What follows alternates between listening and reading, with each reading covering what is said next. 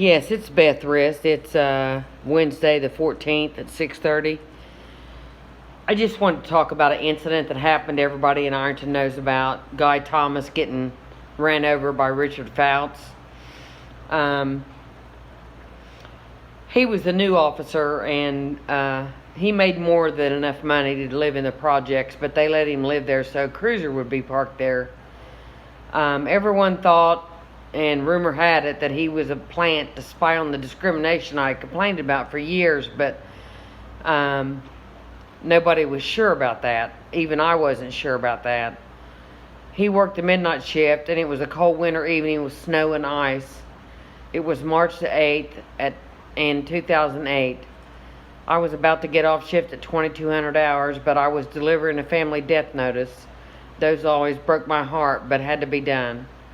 Guy Thomas was a small black male, was walking across the street, and was struck by the officer Richard Fouts' cruiser near 9th and Madison Street. He was dragged 10 blocks to the police department underneath the officer's car. I myself with Pam Wagner were in the parking lot when Fouts pulled in, and we saw a blood trail in the alley and 2 feet sticking out from Fouts' cruiser.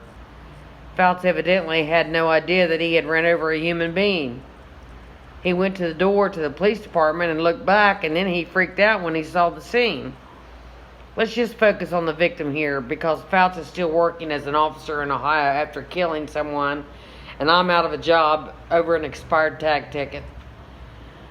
We had no idea who the victim was until the fire department jacked the car up and we pulled him out. He had jeans on and had lost both of his shoes and had a white ball cap that was hooked under the front bumper of the car.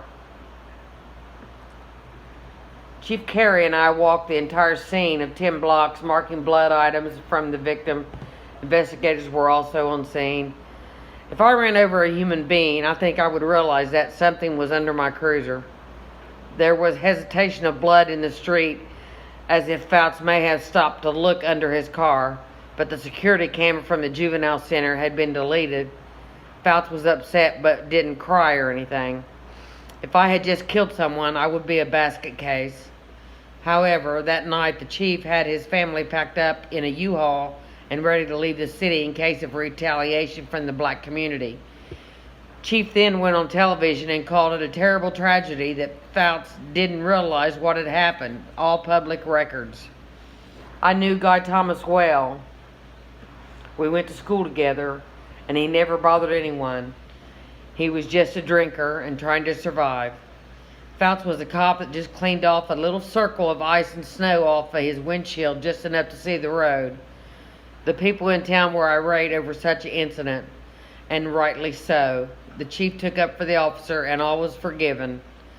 I give a break on a ticket and go through hell and lose my job. Think about that for a minute. Matter of fact, let me say it again. Fouts killed a man, and I lost my job over a ticket. It was cold walking the route Fouts had taken. The victim's shoes were at 7th and Washington, where there's a slight rise in the pavement. His wallet at another location, but that hat that was still hooked to the bumper was very important. The victim was connected to the car by an impalement of the chest, burned by the heat, and much more than I want to explain. I just want you to realize that an officer killed a man, drug him 10 blocks to the police department, and got out of it with the chief's blessing to move on to Northern Ohio and still be a cop. I give a break on a ticket, and I'm the devil, and I have to be fired.